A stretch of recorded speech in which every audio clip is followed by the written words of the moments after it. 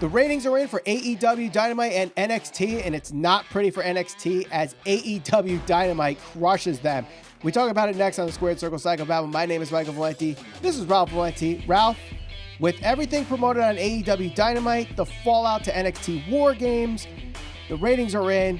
AEW Dynamite goes up in a big way.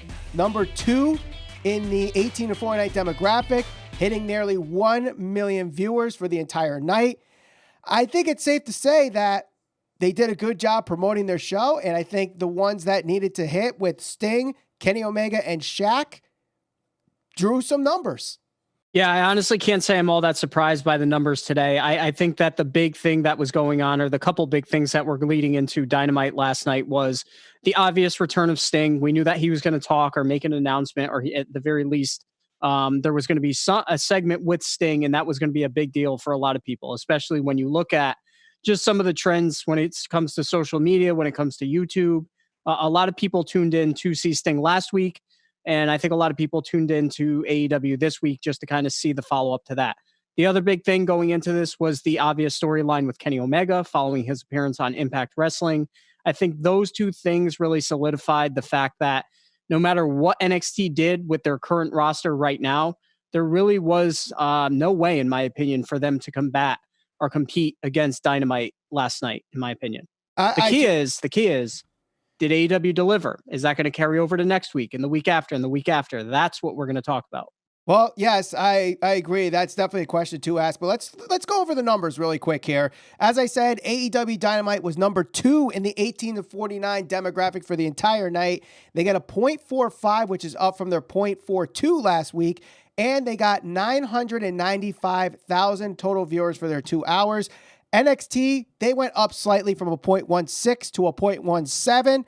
And they only got 1,000 more viewers from last week, going from 658,000 to 659,000. This is coming from the fallout of NXT War Games. Now, let's talk about these segments one by one. I think we'll start with the Sting interview, the first time he's talking since 2001 on TNT. And the question is, did it deliver? I think it did. I think we got some kind of answers, not every answer that we wanted, but it seems like there's something there with Darby Allin and there's something there with Cody Rhodes. What exactly, I don't know. And that makes me want to see what happens next week or the week after, whenever Sting decides to show up again. Yeah, there were elements of this segment or interview, whichever you want to call it, that I really liked, and some things that I thought they could have certainly done a little bit better.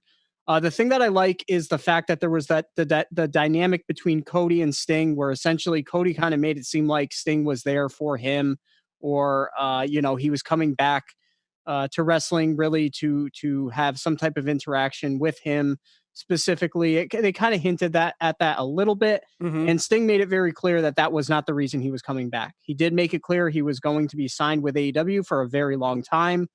And then he looked up at Darby Allin, and, we got that obvious tease. The other cool thing that I liked was when Darby had that segment, the black and white segment, where he was essentially in that psych ward or whatever the setting was. Right. The last picture they showed him was the face paint of Sting. So that was a nice little prelude before this whole segment really kicked into gear. The thing that I didn't like about it was two things, really. One, everybody tuned in to see Sting, or a lot of people tuned in to see Sting. And the first thing that he did was essentially kind of have this moment with Tony Schiavone. You want to have the moment, that's fine. But really the first thing that Sting does in AEW is that, I don't know. It just kind of fell flat a little bit to me. I was expecting a little bit more out of it. I don't mind it too much, because think about it. It's the first time he's on TNT in nearly 20 years. The first time they're on TV together in nearly 20 years. I'm not going to be overcritical of that. It's nostalgia. It's, happy days, memories, whatever you want to call it. I'm not going to be overcritical of it. Could have happened without it? Maybe, but it was a good little moment. Got a little pop from the crowd, and, getting Tony Schiavone to say, "It's Sting," one last time. I'm not going to be overcritical of it, though. No, I don't think it's overly critical to point out the fact that was literally the first thing that he said, and to have an issue with it, and I know, I'm sure some people are going to say, "Oh, you're being negative about it," but you know what? I mean, like I said, first impressions are going to be everything, because you have to consider Sting popped a big number last week. Sting was probably a big proponent to the number that we saw and that we just talked about a little while ago. So you got to think that there's some casual fans, some fans who have never tuned into AEW specifically to see Sting. Now, what is it about this segment that is going to carry over into next week and the week following and so on and so forth? That's the biggest thing that I have with this segment. It gave you the nod to the dynamic that he's going to have with Darby. It lets you know that he's going to be there, but it didn't really pull you in and say, you need to watch next week. Like I wasn't really left saying, I need to see what Sting is going to do next week and the week after and the week after. That was the one thing. I disagree, because he didn't necessarily say, is he wrestling Darby? Is he going to manage Darby? Is he going to wrestle Cody? I think there was enough there, a little intrigue to keep you guessing, like, what is he going to do? And for the next week, wrestling fans and those that left after WCW were bought, maybe they go, do we see Sting again? Do we want to see Sting again? Just like we did last week. I don't think it wasn't where nothing was come about this segment. I think they did a good job keeping you guessing, keeping people talking, instead of just saying, I'm Sting, I'm wrestling, or I'm Sting, I'm managing. Because I think that would have been more anticlimactic, in my opinion. No. I don't think we necessarily needed confirmation that he's going to manage somebody or he's going to train somebody or that he's going to wrestle. I don't think we needed that. I just think that there should have been something that, really hooked the viewer so they can say, okay, I want to watch next week to see what's going to happen. Whether that was somebody coming out and confronting him, some type of tension. I mean, him and Cody, they had their little thing and that was fine. And he gave the nod over to Darby, which, if you're an AEW fan and you know who Darby is, that's great. But again, the thing that they're kind of up against here is the fact that you got to think that there's some people who have never watched AEW that are tuning in just to see Sting. So true. I think that it was satisfying enough to the AEW loyal fan base. I just am not convinced that that's really did a whole lot for the casual fan or the fan who just tuned in for the first time. That's the main thing that I'm trying to get at. I think you're being a little too skeptical, because the fact that Sting is pointing to Darby, I think maybe gives the casual fan of, ooh, who's this kid and why is he so familiar to Sting? And that could, have that story told in the weeks to come. Now, the one thing that I will be critical of this segment is where it was in the show.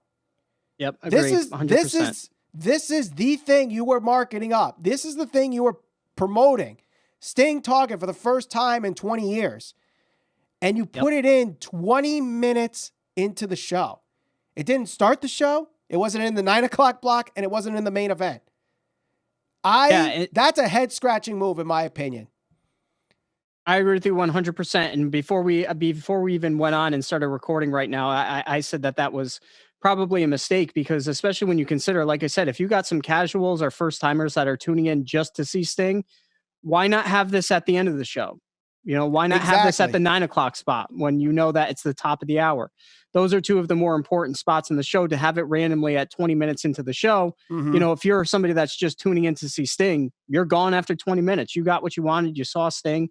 And, once those numbers start to come out, we can look at that and say, okay, well, did people tune in to see Sting? Did they stop watching? Did they stick around for the main event? Right. My thought would be he probably popped the biggest number because it was highly promoted. He's the most prominent name, Sting, even at age of 61, he's probably the biggest star other than Jericho on the roster right now. So did they stick around? And I don't know. It's just a little mind boggling to me why it wasn't put on last or why it wasn't put in a different spot in the show. Just kind of randomly thrown 20 minutes in.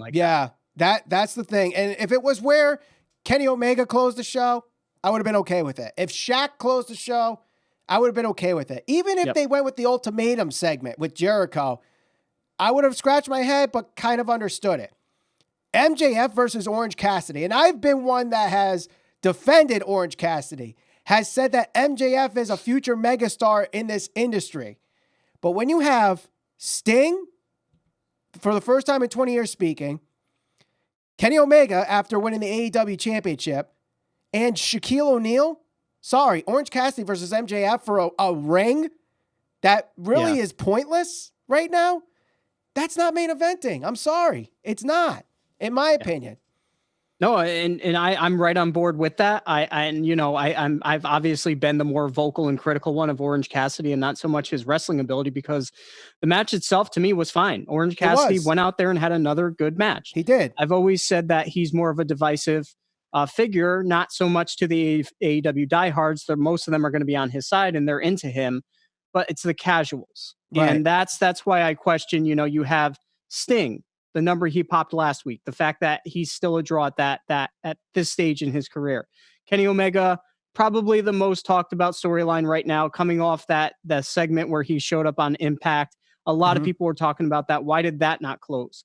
Right. It wasn't like this was a main event where they were fighting for the AEW championship or some other prominent title. Like you said, this is very a ring that essentially doesn't mean much. It hasn't really been defended. It's like a prop that MJF has used to win matches all along the way. So yeah, to me, again, why close with that? Why are you closing with your closing shot? Could have either been Sting face to face with somebody, Kenny Omega face to face with somebody.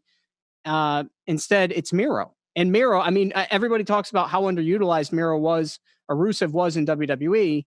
He hasn't done a whole hell of a lot in AEW to this point, and that's your closing segment. Yeah. Just a little strange to me. I mean, I thought the show was okay. It had its moments, but the placement on a lot of the segments just didn't make a whole lot of sense to me. I agree, but let's talk about some of the other big segments that I think a lot of people are going to be talking about. Let's start with the AEW champion Kenny Omega. On Tuesday night, he shows up on Impact Wrestling and gives them record ratings on Access TV, record numbers on Twitch, comes on AEW Dynamite to discuss some big announcement that he kind of teases on Impact. Don Callis prevents him from making such announcement. And there's there's some people on social media that basically said that this entire segment was regurgitated from Impact Wrestling. Callis, I believe, definitely was almost verbatim the exact same promo that we got on Impact. Kenny, on the other hand, I think was two completely different promos. On Impact, he sounded like a blabbering buffoon. He could not get a freaking sentence out without stuttering or figuring out what words to say. He was going on this like Ultimate Warrior tangent about comic books. But this one on Dynamite, this is the first time since he's been on AEW where I felt like he looked and acted and talked like a main eventer. Yeah, I thought that Kenny definitely came across much stronger than he normally does. He seemed much more comfortable and confident in this role. And I think, so there's some people that can go out there and command the crowd. And, obviously I know there's no crowd, but really command the floor, draw the attention, really be the focal point. And then there's other guys that need somebody else that is the prominent role, and they can just feed off of him. Don Callis is great in this role. Yes, I felt like what he said was essentially regurgitated from Tuesday night. The end of the promo where they did that bit where Kenny was going to do the goodbye, good night, and all that type of stuff. That was certainly regurgitated too from Tuesday, because if you watch the segment, they closed the same way. Exactly. Yeah. And going back to what I kind of said about the Sting promo, or the Sting segment, I should say, it was good. But does it really give anybody the incentive to watch next week? Yes, we know that somewhere down the line, we're going to get some major announcement. But did it give us enough of a tease to say that we want to see it? And not so, again, not talking so much about the AEW diehards or fans that are going to watch on a weekly basis. You and I are going to watch. Right. The fans that tune into AEW are going to watch. Yep. Was there enough intrigue that was teased to say that there is truly a master plan behind all of this? Because I think that's what they're trying to lead people to believe. Don Callis has been essentially saying that, since his two stints, one, the segment on Impact, and now this here. So did they give you enough to say, something is going on? There is going to be some major reveal at some point. I don't know. I mean, Kenny kind of said that he made it seem like he was going to start to talk about it, and Callis stopped him. Yeah. Maybe that's enough incentive for people to tune in. But I don't know, just for some of the casual fans, I don't know if it was. I mean, we'll see. We'll see how the ratings look next week. If Omega's promoted, and see if he's going to tease this big announcement again. I know over the weekend he is defending the AAA Mega Championship against Laredo Kid. So whether he drops that title or not might factor into this announcement that he's going to be making. Does he go after? I know we have Moxley going to New Japan. Does he say, hey, I'm taking the AEW title like Jericho did to New Japan? And that's part of his announcement. Don Callis obviously has his relationship with New Japan as well. Do we see something with Impact Wrestling where he challenges Rich Swann for the Impact Wrestling Championship?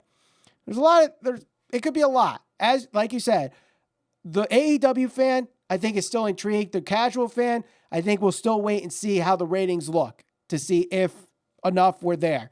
I think really the one thing that I think a lot of people are kind of praising, though, regardless of if you're a casual fan or a diehard fan, is the Shaq segment. I think Shaquille O'Neal, for what it was, it might have been it was no less than 5 minutes, but in that 5 minutes, Shaquille O'Neal sounded pretty good, progressed the storyline, and Brandy Rhodes did a hell of a job in her own way, where it seems like there's something at least where Shaq could be backing Jade Cargill, or could this lead to Shaq and Cody down the line? Yeah, I got to say, I was actually pleasantly surprised with this. The segment itself wasn't too long. It didn't overstay its welcome.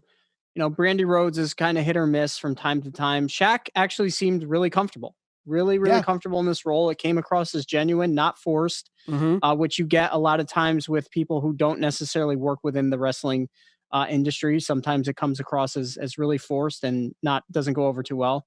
But I thought this was done really well. And, I can't say that again. I said this before. It's not like I really want to see Shaq wrestle, but You know what? For what it was worth, I would tune in next week to see what happens. For all we know, Shaquille O'Neal might end up like Pat McAfee and just surprise us all and be like, wow, this guy can actually wrestle. Yep. But I thought it did a really good job. Now, speaking of Pat McAfee, I do want to segue a little bit to NXT because we did have NXT Takeover War Games. The ratings, like I said, got a slight bump, but I'm surprised. I thought their number would have been a lot better, considering that is the fallout to War Games. An amazing show. I think you could say all 5 matches were really good, if not great. I know some people think the psychology of the women's War Games match was ass backwards. I disagree because it was meant to build up Raquel Gonzalez, and it showed in the main event as well on NXT, and I think they did a really good job with a lot of the fallout of NXT War Games here. I would have thought, I understand AEW was going to crush the ratings. I'm not saying that NXT was going to shorten the gap, but I thought NXT would have popped a little bit more than just going from 0.16 to 0.17 and only bringing in 1,000 more viewers. Yeah, see, I got to disagree. I really was not all that surprised by the numbers. I really did think that AEW was going to put up some really strong numbers and get close to 1 million viewers. Oh, I agree with that. I just think that the numbers would have been a lot better for NXT. I knew AEW was going to do what they were going to do. In fact, I think their numbers could have been a little bit better, and I think that was because of the formatting of the segments like we talked about. But NXT, I felt like NXT could have done a little bit better number-wise. And I think the main reason was the thing they were promoting was who's going to face Finn Balor next, and they opened with it. Yeah, and despite that, I mean, I still feel like AEW had more buzz. Like Sting, a lot of people were talking about Sting. A lot of people were talking about Kenny Omega on Impact, and that was a really big storyline. So those two things together, on top of the Inner Circle storyline, MJF and Orange Cassidy, all those things combined, I mean, really made for the perfect storm I think NXT knew that they were going to get essentially wrecked in the ratings and all that type of stuff. Perhaps. And I feel like still, nobody's saying NXT puts on a bad show on a weekly basis because a lot of times their show is fine. There's no issue with it. It's just the star power. Tommaso Ciampa, even a Finn Balor, you're not going to be able to compete with a returning Sting making his big announcement on TNT for the first time in 20 plus years. I mean, it's not even with the returning Karrion Kross. No, because Karrion Kross to me, Karrion Kross is no Sting. I mean, I'm being facetious. I know. And that's the thing. Karrion Kross is a big deal to people that watch NXT. He's a good worker. He's good on the mic. He's got a great look. And if you follow NXT, you know how good he is. But to the casual fan or to the fan that watched during the 90s, Karrion Kross is nothing to them. Sting is. Yeah, exactly. Jericho still is. Right. Or to some people. So NXT, I mean, star power wise, it's going to be really, really hard for them to compete going forward. It really is, I think. Right. Now, I know in a couple weeks, AEW Dynamite is actually getting preempted because of the NBA. They're actually going to be on like 10 o'clock on the 23rd or whenever the Celtics and Bucks end their game. NXT has a chance to really stack that card and really try to boost their ratings for that 1 week. I know they're doing New Year's Evil. They're probably going to stack that card, but you have AEW also doing New Year's Smash. So I don't know if that's their version of New Year's Dash, like New Japan Pro Wrestling or not, but it'll be interesting to see if AEW can continue this momentum of their increasing ratings. Because, we were talking about this in April and May, and the numbers that NXT is getting now, those were the numbers AEW was beating NXT with. And now it's like they're nearly tripling them in the 18 to 49. They're beating them by almost 400,000 viewers in total viewership. This thing is starting to get pretty ugly in the Wednesday Night Wars. Yeah. And again, I think that even for all of the faults that AEW makes along the way, because, certainly there are times where, whether it's the segments, the placement of the segments, some of the matches, you can question all that type of stuff. It's not going to be for everybody. I just think the star power is there. Sting, exactly. Jericho, some of the storylines are more intriguing. I mean, when you look at that and you have guys like the grizzled young veterans. Yeah. Good tag team. Nothing wrong with them. Pete Dunne, nothing wrong with him. Whoever else, Damian Priest, like those are all good wrestlers, but it just doesn't have the same appeal. Yeah. At least right now. It's still and let's not forget, AEW is still, to most people, still the fresh product. Yeah. It's still new to a lot of people. So that's what NXT's up against on a weekly basis, and it's going to be hard for them to compete. Now, after talking about these segments and everything that happened on AEW Dynamite, everything that happened on NXT, the ratings, which show did you think was actually better this week? I'm gonna go with Dynamite. I think NXT was okay.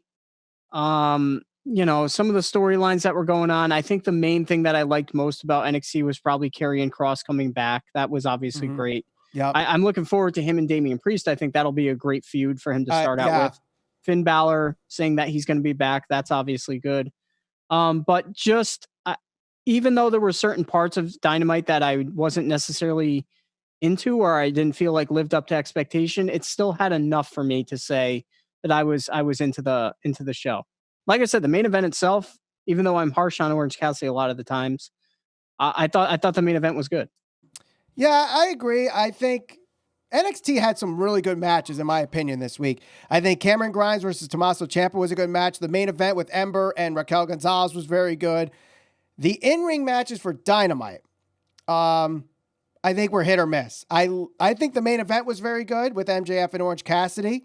I think the 6-man tag, despite Penta getting injured, was good.